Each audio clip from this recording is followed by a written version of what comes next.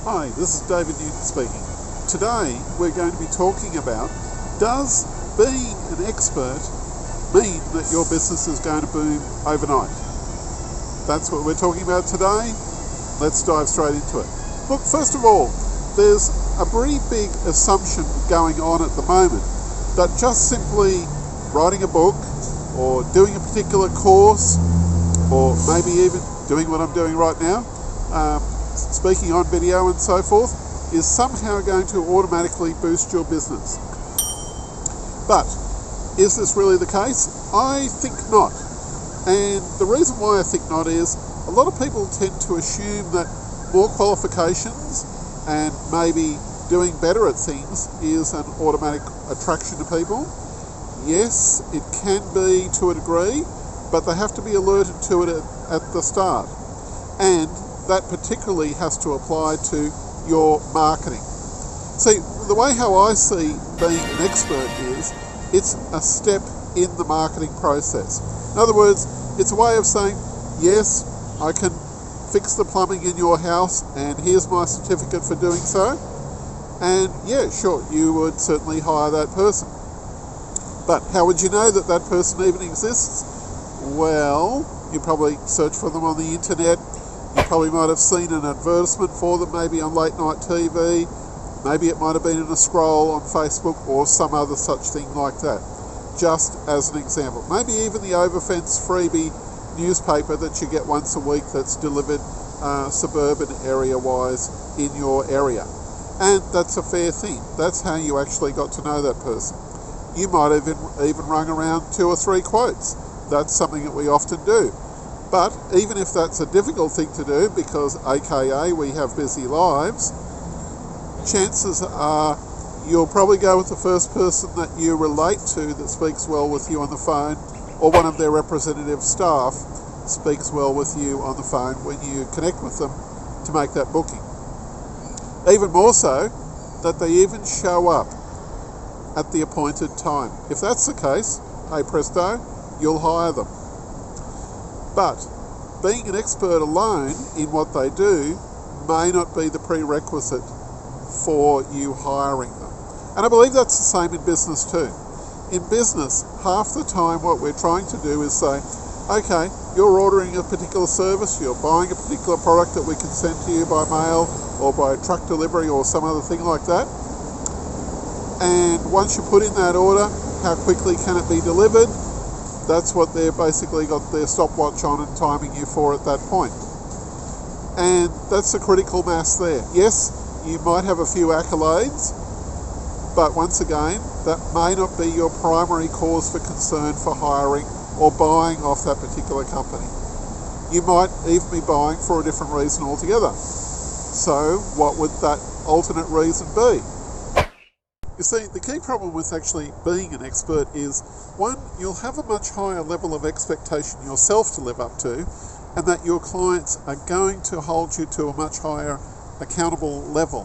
So please bear that in mind. Secondly, there are depressive types of sides to it, such as that of imposter syndrome, and if you haven't felt that yet, try being an intellectual and try being a person who has degrees and other different accolades after their name. It particularly hits those who are in the consulting area, so that's something else you need to bear in mind.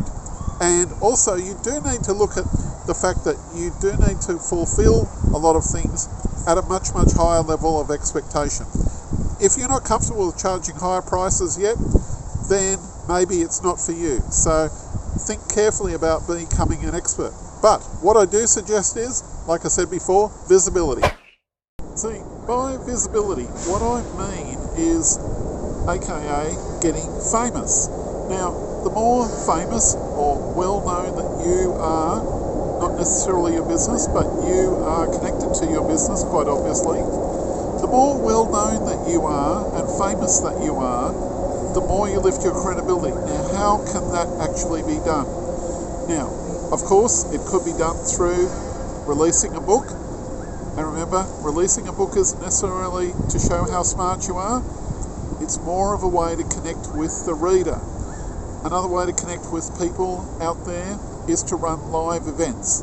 If you only ran one information evening or one seminar every 2 or 3 months for your business throughout the whole year, imagine the people that you would impact. In addition to that, if you took photos or you took a video of that and posted that up on your website, imagine how many more people would think, hey, this person's willing to get in front of their product. I mean, I had a look at somebody's website not too long ago, and they were having a lot of trouble with the closing of their sales. You know, things like customers ghosting them, having a low closing rate because they'd made a lot of phone calls, and people essentially, you know, potential customers, but running away and going to whoever their competitors are. And the reason why they certainly didn't get those sales is, let's take a look at their website as an example. There was no pictures of the leaders of the firm, except for if you looked and looked and looked, and maybe there was a page buried way deep into their website, and you found luckily a few photos if you scrolled down far enough.